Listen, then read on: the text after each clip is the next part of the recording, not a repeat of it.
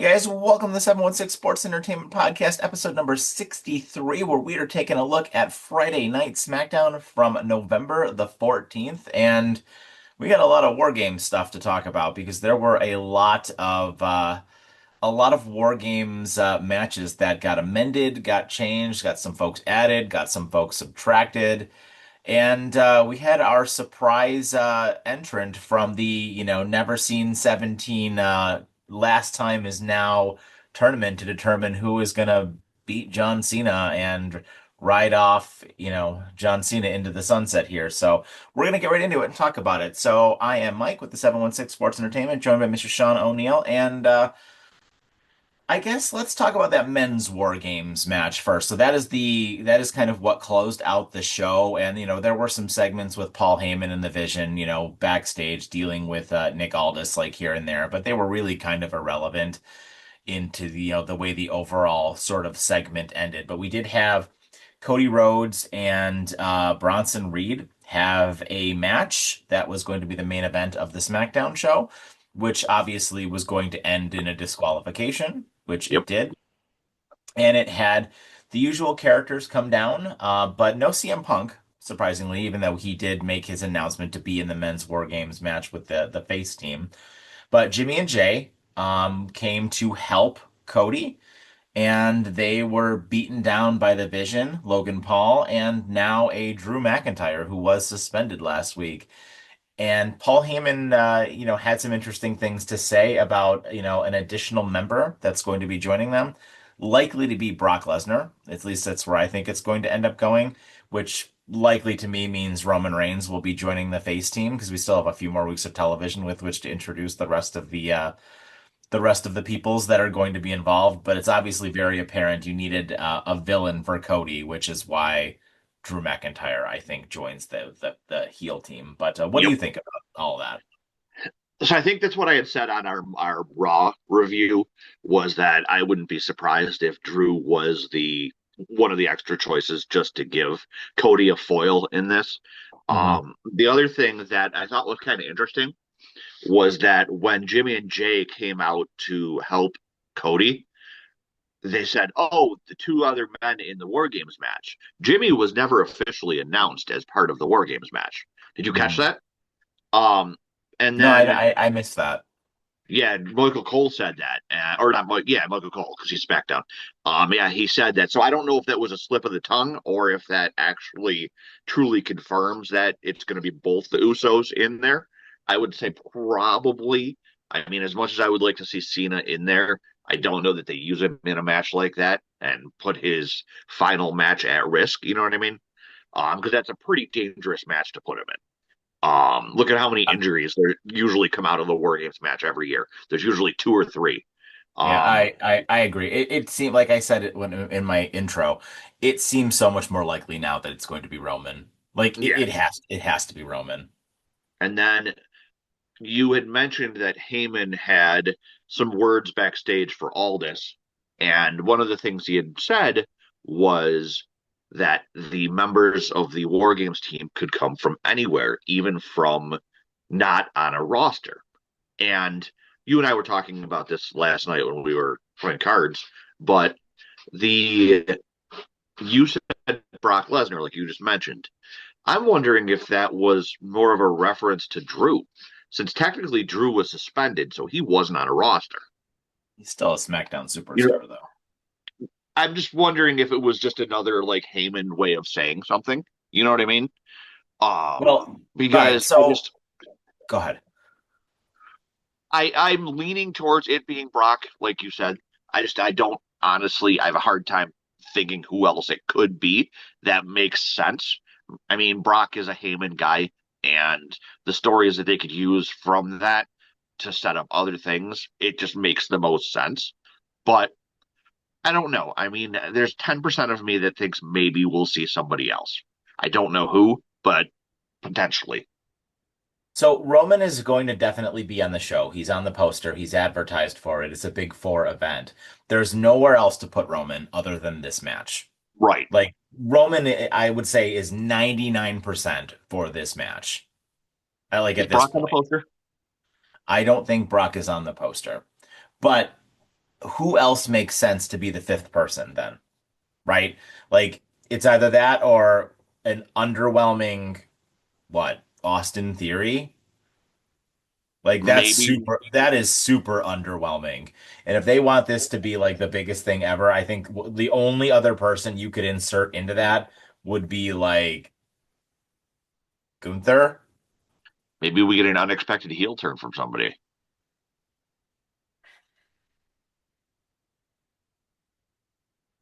They're not going to pull the trigger on Randy Orton here. or LA Knight. Maybe. I mean, no, that doesn't make sense, I don't No. think, because he's been feuding with the Vision. Why would he just randomly decide to join them? Yeah, no, you're probably That right. that doesn't I make was just sense. spitballing ideas.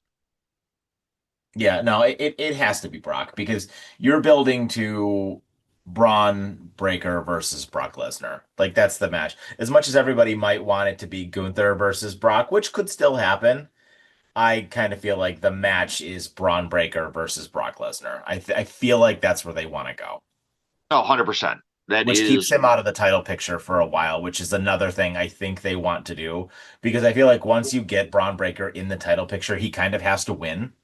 So yeah, you have to do something to get him out of the title picture for a little while if you, in fact, are not ready for him to be the champion, which it looks like they are not. They're acting like they are not ready for him to be the champion yet. So unless you want to like do irreparable damage to his character, you kind of have to keep him away from that title picture. And I think that can allow the faces to get a win if Braun and Brock kind of can't cooperate with one another and they have tension whilst in the War Games match.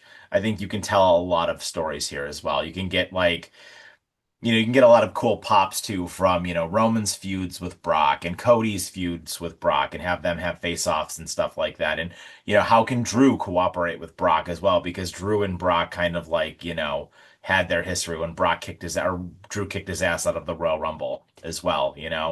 So Punk like and Brock. you got a lot of interesting things you can do with all of that, I think, and it would be a lot of fun to see that. I mean, I'm not always in favor of Brock Lesnar being the one to like overshadow young talent, but this match really isn't about young talent. This match is about how much star power can we get on this show. You, you know what's going to be really fun too is when a champion CM Punk goes face to face with Drew McIntyre. Yeah, that's another thing too that's going to send Drew McIntyre over the edge, right? Yep. And that they did this before a couple of years ago, didn't they? Where I think it was with the women, where both women's champions were on the face team, I believe. I think And so. now kind of like both men's champions are going to be, which I mean also obviously tells you that there's 0% chance that the faces are losing, Yeah. right? Like you do not have both of your world champions lose. So like, when we do predictions for this, like this is like a shoe-in pick. The faces have to win. There is no way you have both of your world champions lose. You don't, that does not happen. What's They would never do that. Like, I mean, this is not Vince McMahon hot shot booking.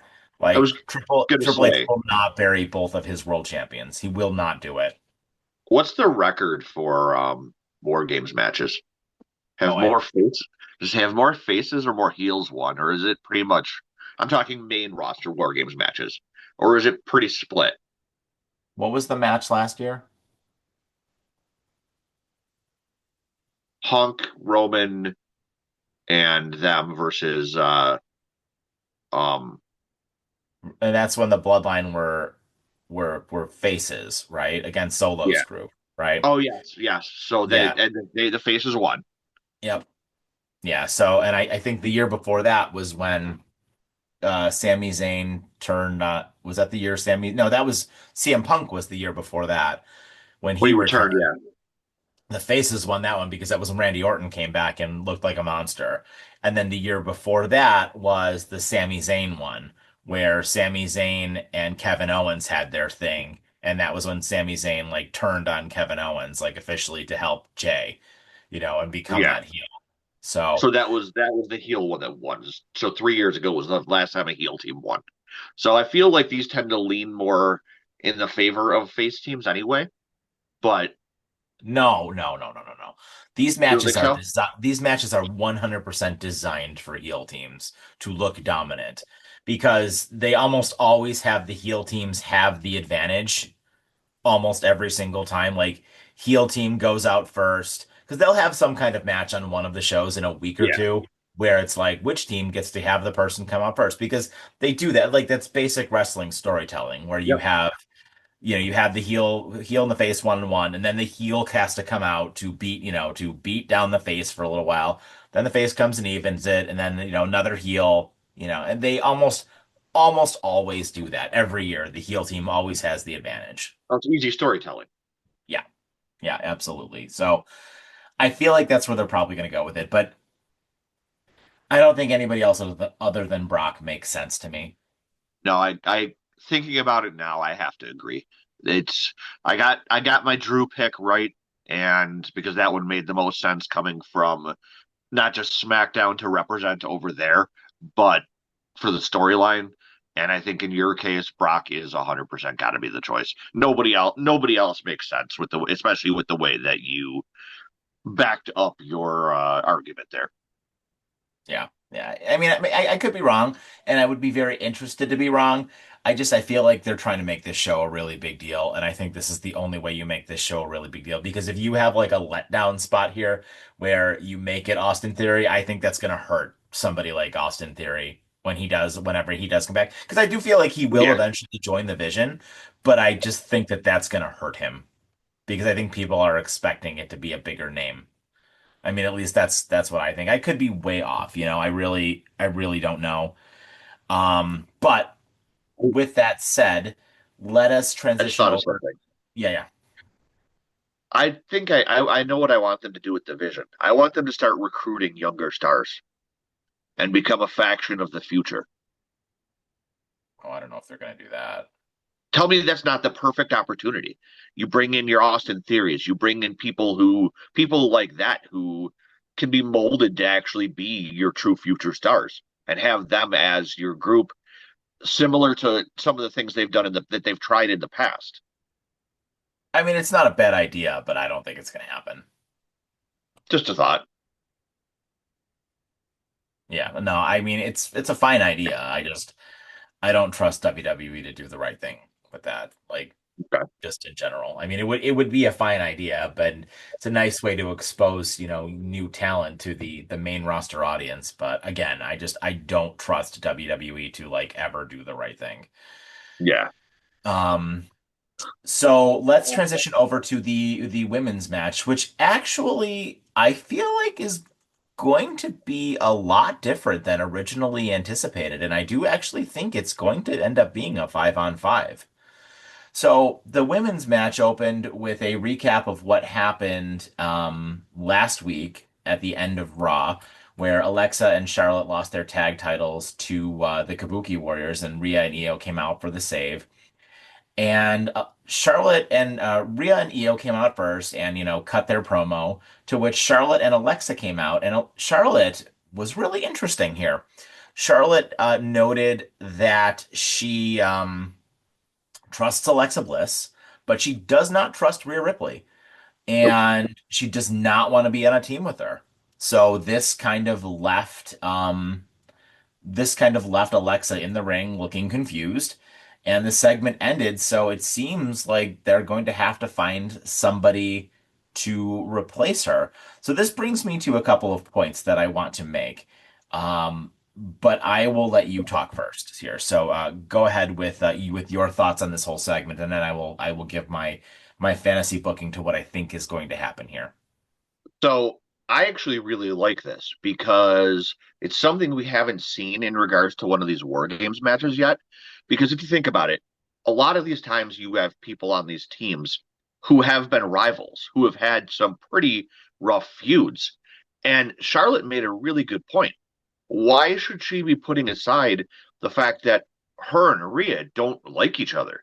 They had a really nasty feud. Rhea beat her, and what exact reason does she have to actually trust Rhea? I mind you, I do think Charlotte does come back in for Alexa, because I think that that's the smart thing is that she still, unless you're gonna start that story sooner, but I think that she comes back to support Alexa. But I really like that this actually adds a little bit of intrigue to this match because that's one thing you generally don't see with these War Games matches is any sort of like storyline intrigue of, oh, what are they going to do? Are they actually going to have somebody? I would run this story until almost maybe the day of Survivor Series. Oh, they couldn't find anyone. Oh, no one wants to help them go up against them. You know what I mean? I think that would be real fun, So here's especially what especially if the women find a fifth person. Like so the so feels. the heels are going to find a fifth person. And here's what I think is going to happen. And I don't think that this is crazy at all. I think that Charlotte is not going to rejoin the team, which helps to begin her story with Alexa, starting to create tension between them eventually. Because I think Alexa may be the one to take the pin in this War Games match without Charlotte there. So it may cause some resentment there. And then furthermore, I think that the heel team is going to be joined by Becky Lynch because there was a segment a couple of weeks ago where Becky had a face-off with the Kabuki Warriors where she was kind of like, more or less go get 'em about the tag team titles, where she was very kind of, she just had a positive attitude towards Asuka specifically a couple of weeks ago. I think it was on Raw. So that leads me to believe that you are going to get Becky to join the heel team. And then the face team is at 3 members and it needs 5. What better opportunity to have Maxine and AJ Lee? And you You can trust absolutely have AJ Lee come out last and have the Randy Orton spot basically from last year. okay? Because I was going to say, do you trust putting AJ Lee into a match like this? You put Randy Orton coming right back off of an injury into that. He was on the shelf for how much? 18 months? And Yeah, Randy he comes right back into that though. 18 months isn't 10 years. True. She has already had a match, and you can absolutely make it as safe as possible for her if you have her be the last person to go out. I mean, I feel like the women's match is obviously the safer of the two anyway. I mean, obviously we're gonna get our mandatory EO jumping off the top in a garbage can moment or something Mhm. along those lines. But the women's ones tend to be safer than I think the men's ones do. Mhm. What are you okay though with AJ Lee taking a loss by what's the word I'm looking for? Proxy here? Yeah, I think so. Because it can further her feud with Becky then. Because if she just beats Becky twice, like what drama is there to that for Becky to not have the to just have the one up over her. Oh, then but she can say, well, you didn't really beat me, right? And that's how we get to a match between them, which is inevitable. Like we are going to have a singles match between the two of them eventually. I thought it was going to be here, but I don't think that that's going to happen. I think that Becky and Maxine are going to have their match on Raw, which is I think next week or the week after. And This I think week. that's where AJ is going to return, and that is how we're going to get her into that women's War Games match. I could see that. I'm calling it right now. I think that's how you get the 5-on-5. If you get this right, I will be shocked. Especially That with calling it so like you hotshot fantasy booked that so exactly to something happening. So I'm that is I'm ex that is curious to ex see. I'm telling you that is exactly what's going to happen. Exactly what's going to happen. I Like still think it makes no like if you have Charlotte come back, what are you just going to randomly put a fifth person in there? You're not doing a 4-on-4 here. If you're doing a men's 5-on-5, Like the audience is like WWE thinks the audience is stupid and they're not going to do a 4-on-4 here, like just to do a 4-on-4. And it makes no sense to put like Bianca randomly in here or Jade randomly in here. None of that makes sense. The only people that are like loosely connected to this at all are Bailey and Lyra, but I don't think they're ready to pull the trigger on that one yet. And that might not necessarily make that much sense because Bailey and Lyra don't, they sort of have a connection with Becky. And I suppose you could do Bailey and Lyra joining the face team and then Becky joining the heel team. You could go there. But I think Maxine and AJ Lee are way more fun. I think that they were more likely to see Becky join the heels, like you said, but then Charlotte come back at the last minute for the faces, and then either Maxine or AJ Lee as that fifth person. I just, I really want Maxine to be in that match. I want her to get, I've been thinking about it a lot and I want her to get a push. I mean, so do I. I want her to win the Intercontinental title, but I don't know that I trust her in a match to the extent of what a War Games match is. You know what I mean? Maybe. I mean, it's a lot of good wrestlers in that match that could help carry that, I think. But well, I guess we'll have to wait and see. Yep. So let us get into the rest of the show here because there were actually wrestling matches on this show, not just talking segments, shock wrestling matches on a wrestling show. So we started off with the first round of the SmackDown side of the last time is now never seen 17 John Cena tournament between The Miz and main event Jey Uso, which I got a lot of problems with this. Like Jey Uso does not need to win here at all. Jey Uso is not going to be the final opponent for John Cena. Everybody knows that. And I gotta tell you, Miz always surprises me with how good he can be in the ring. He really, really does. I'm always like, oh, whatever, it's Miz, But I gotta tell you, we're gonna miss Miz when he's gone Yep. because Miz is a great wrestler. He always puts on a great match. He always makes the guy he goes up against look like $1 million. And the more and more I watch Jey Uso, the more and more I kind of like am getting sick of Jey Uso. I think. And I think Miz looked like $1 million here. And given Miz's history, which the commentary team joked about a little bit during the match, um, I think Miz should have been the one to win this match. I really do. I think that would have been the right call to have Miz be the one to win this match. But it did not happen. Jey Uso picked up the win. I suppose this could eventually lead to a rematch between Jey Uso and Gunther or something like that, which will probably happen. But, that is neither here or Jey Uso and LA Knight, because they ran that one too. That's probably why they did it. But if this is a John Cena based tournament, Miz makes a lot more sense to be the winner here, but wasn't meant to be. I couldn't agree with you more. The fact that Jey Uso is starting to reach Sami Zayn levels of annoyance with me is becoming very, very real. I don't think that he needed to win here. I think storyline wise, with the history between Cena and Miz, and the fact that Miz always brags about how he beat Cena at WrestleMania.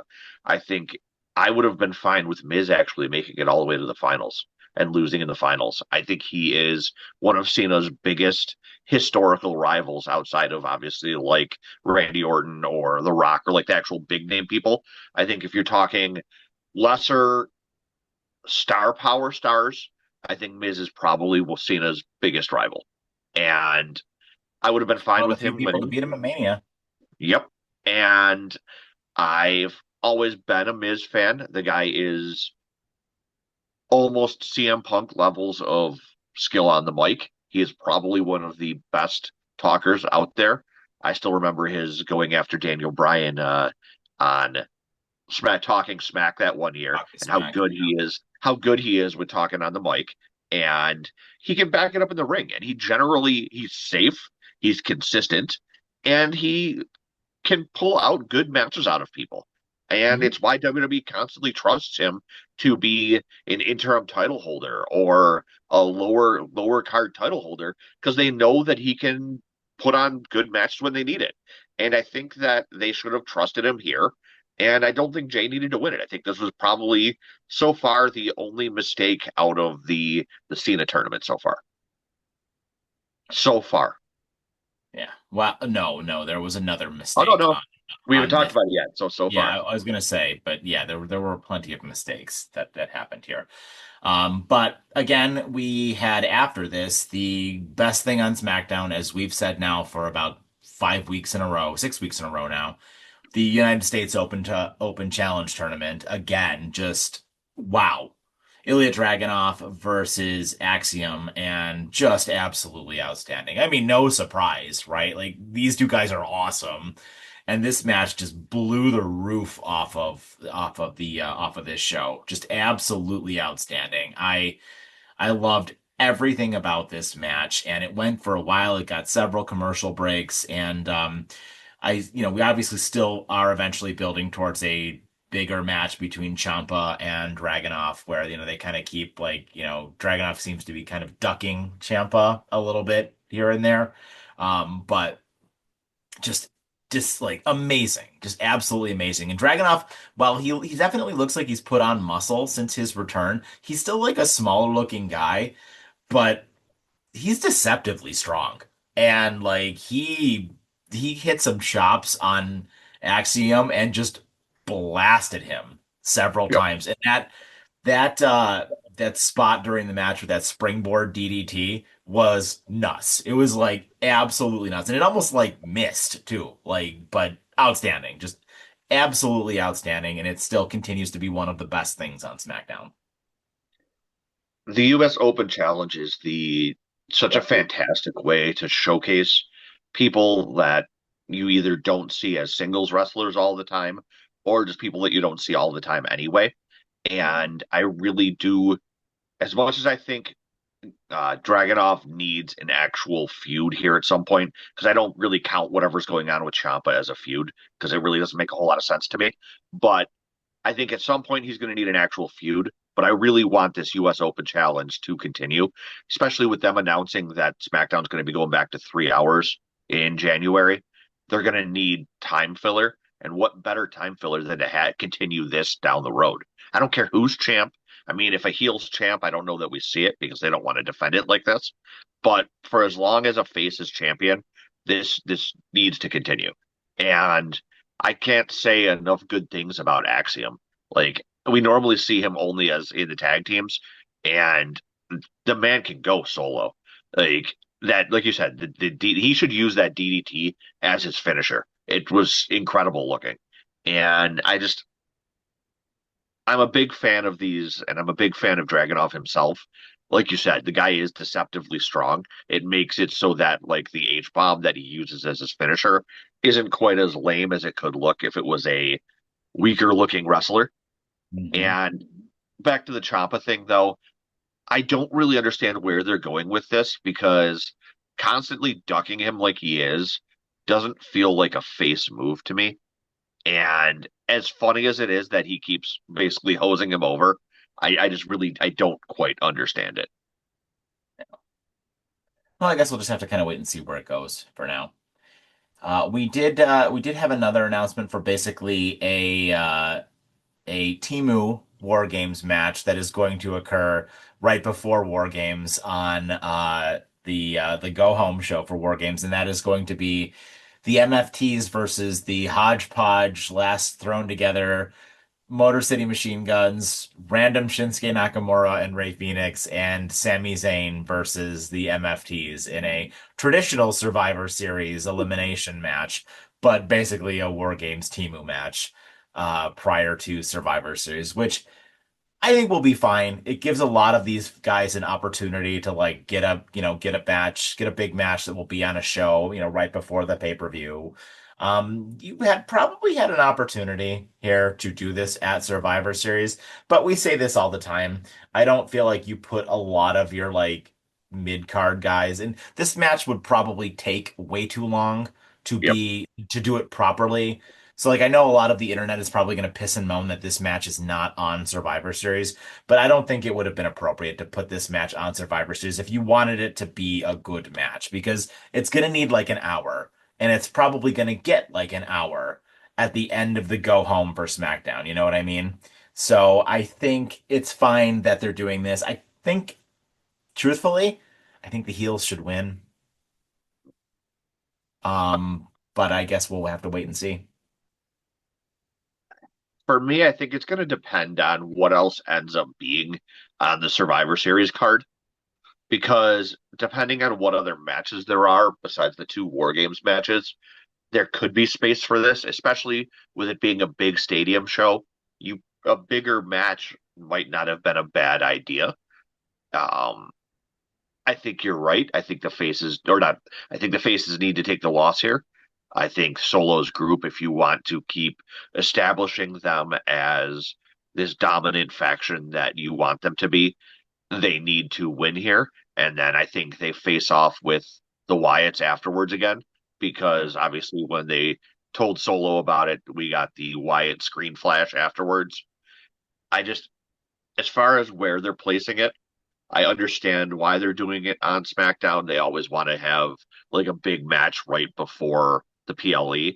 I just feel like in counterpoint to what you were saying about not putting it on the PLE, I just think that depending on what the other matches are that are on that show, it may have been appropriate to put it on there.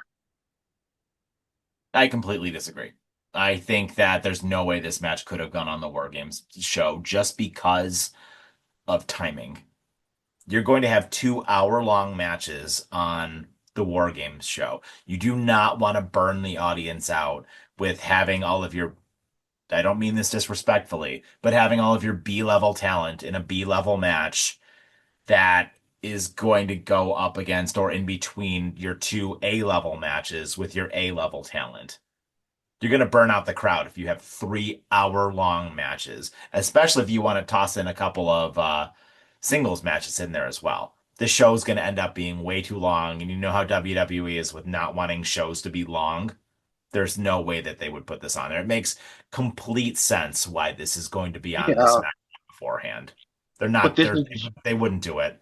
Then it doesn't matter. You're not, there's no show anywhere, not WrestleMania, not the Royal Rumble, not SummerSlam, that they do three big multi-man stipulation matches. They don't do it. Not even the Royal Rumble. The Royal they've done Rumble it is in the past at Survivor Series. They've had multi. they've not done three. I'm pretty sure that there have been ones where they've done three traditional of the tag matches back when before War Games was a thing. I'm pretty No, sure that they did. it was always a men's and a women's. They've never done a third one. I I'm can't think gonna of an instance where they've had NXT involved a couple of times, but NXT was just straight involved in the elimination matches. No, I think that there have in the older days of Survivor Series that there were several because that was the whole theme of Survivor Series was these traditional Survivor Series tag matches, and they used to have several of them. I think they had it. I mean, you might be going back a few years to put it politely, because we're old, but I think that there were some that had at least three on it. Okay, it's been like 20 years if that's happened.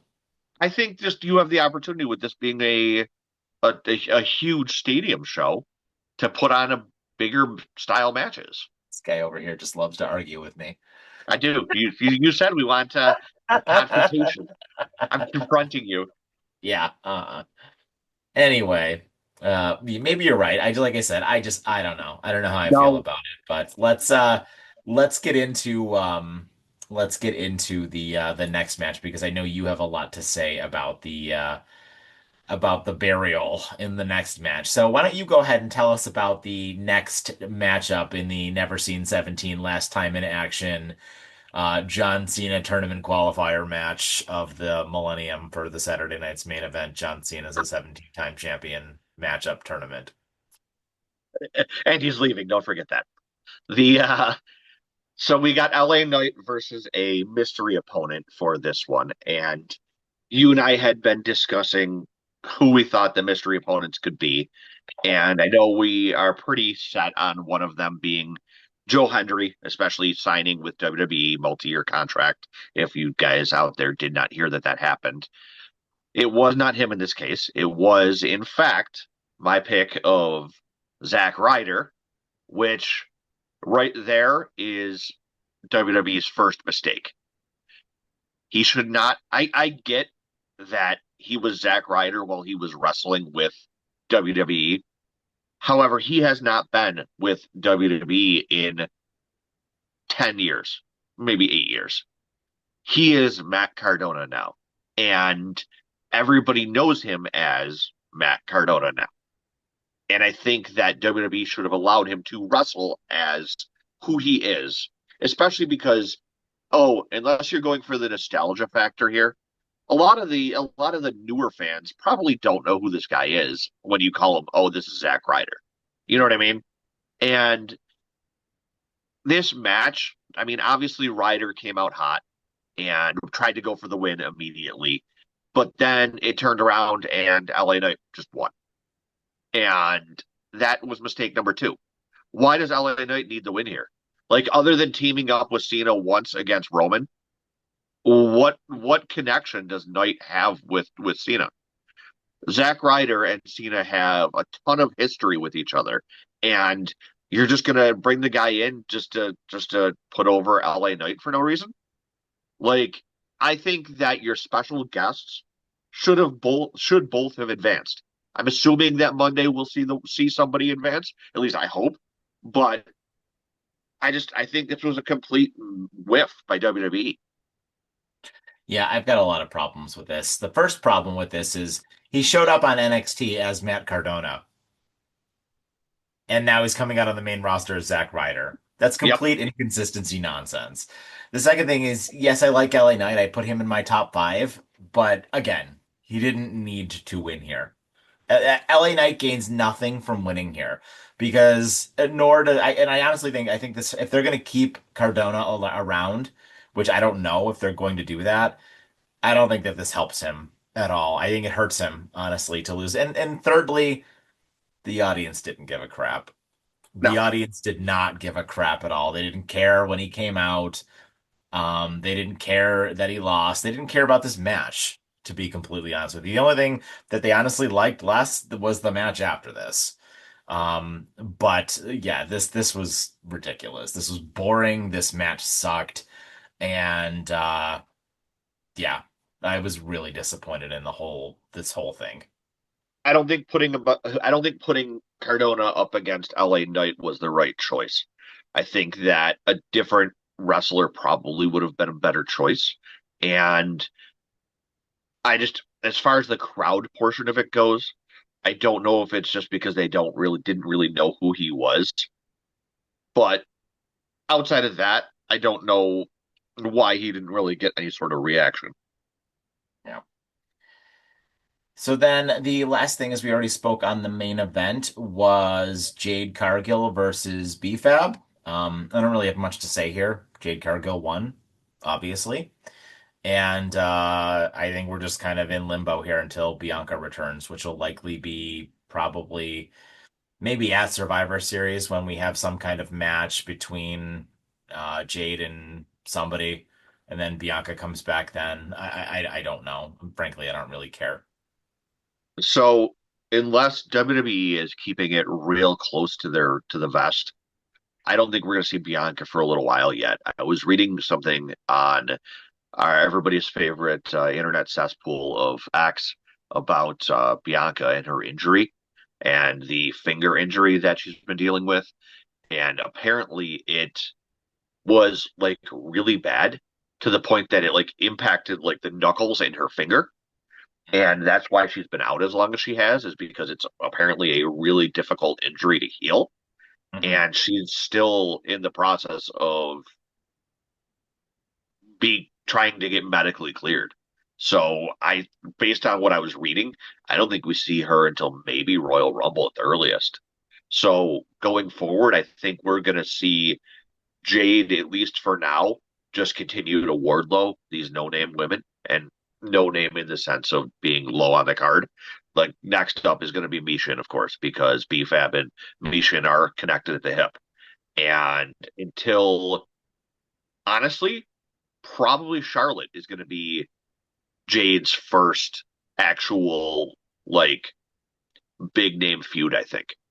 Oh, And I don't think it'll be her first. I don't think you want to have her just go on and beat Charlotte right or away. then who's But it will be one, but I don't know if it will be, you who's know. the face going to be that goes up against her first?